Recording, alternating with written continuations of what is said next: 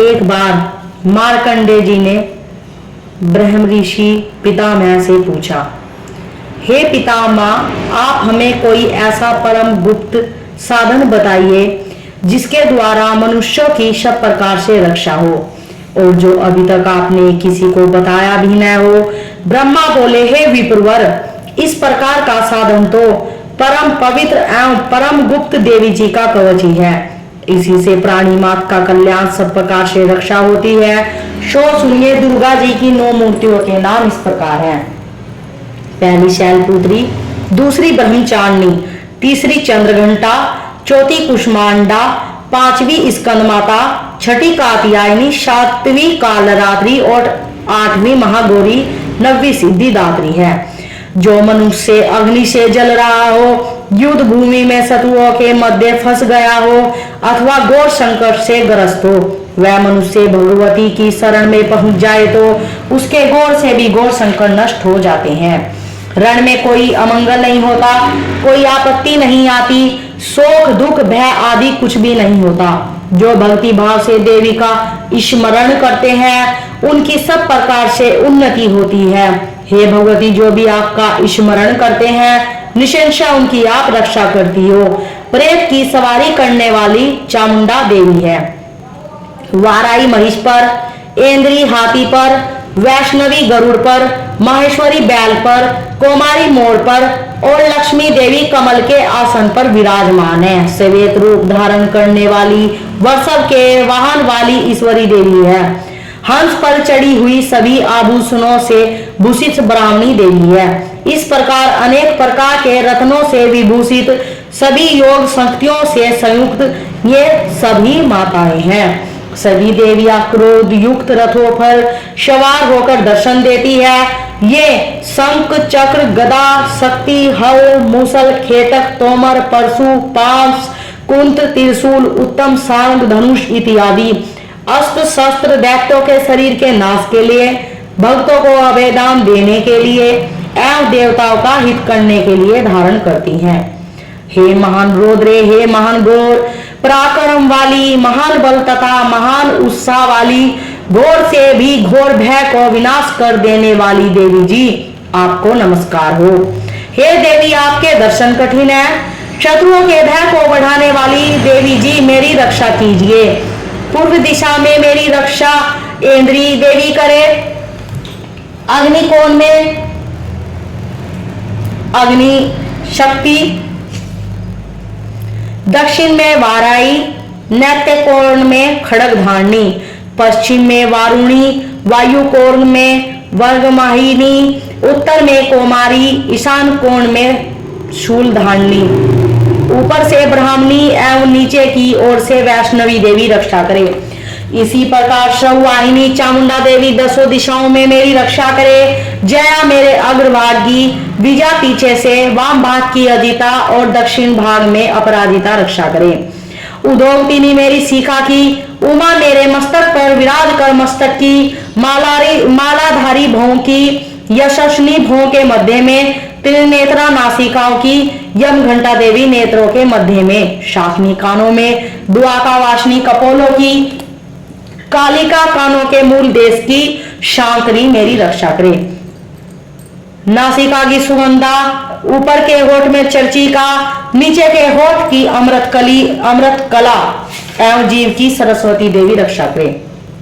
दांतों की कोमारी, कंठ की चंडिका, गले की चित्रघंटा, तालु प्रदेश की महामाया रक्षा करे। चिंबुक की कामाक्षी, वाणी की सर्वमंगला, गिरवा की भद्रकाली, परस्त अस्त्यों की धनुधरी रक्षा करे। कंठ के भारी भाग की नील गिरवा, कंठ की नाली की नभकुबरी, दोनों कंधों में खड़गनी एवं भुजाओं की वर्जधारणी रक्षा करे। दोनों हाथों की दंडनी, अंगुलियों की अंबिका, नखों की सुलेश्वरी, कोट की कुलेश्वरी रक्षा करे। स्तनों की महादेवी, मन की शोक विनाशिनी, हृदय की ललिता देवी और पेट की शूलधारिणी रक्षा करे। नाभि की कामनी, ग्रहबाग की ग्रहेश्वरी, लिंग की पूतना कामनी, गुदा की महिषवाहिनी रक्षा करे। कटी की भगवती, घुटनों की विंध्यवासिनी, जंगाओं की महाबली देवी रक्षा करे। गुल्फों की नारसिंगी, पांव के तलवों की तेजस्वी अंगुलियों की श्री देवी और तलवों की तलवासनी देवी रक्षा करे। नाखूनों की दृष्टरा कराली, केशों की उद्धव केशनी, रोम छिद्रों की कावेरी और त्वचा की वागेश्वरी रक्षा करे। रक्त मज्जा वसा मांस अस्थियों एवं मेदे की पार्वती, आंतों की कालरात्रि, पित्त की मुकेश्वरी रक्षा करे। पद्म कोश की पद्मावती, कफ की चूड़ामणि, नखुनों के तेज की ज्वालामुखी, सभी संधियों की अभेदा देवी रक्षा करे। हे ब्राह्मणी, आप मेरे वीर्य की रक्षा करे। छाया की छतेश्वरी और मन बुद्धि अहंकार धर्म धारणी रक्षा करे। प्राणों की कल्याण शोभना और शब्द स्पर्श रूप रस गंध इन 5 इंद्रियों की योगिनी सत्य रजतम की नारायणी सौदा रक्षा करे। आयु की वारही, धर्म की वैष्णवी, यश एवं कीर्ति की लक्ष्मी तथा धन विदा की चक्रणी देवी रक्षा करे। इंद्राणी मेरे गोत्र की, चंडिके मेरे पशुओं की, महालक्ष्मी मेरे पुत्रों की, भैरवी मेरे पति की रक्षा करे। मेरे रास्ते की सुप्ता, दुर्गम मार्ग की क्षेम करी, राजा के दरबार में महालक्ष्मी एवं सभी दिशाओं में स्थित होकर विजया देवी रक्षा करे। जो भी स्थान कवच में नहीं आए और आरक्षित है, उन स्थानों की पाप नैंसी जयंती देवी रक्षा करे। मनुष्य यदि अपना मंगल चाहता है तो एक कदम भी बिना कवच के कहीं न जाए।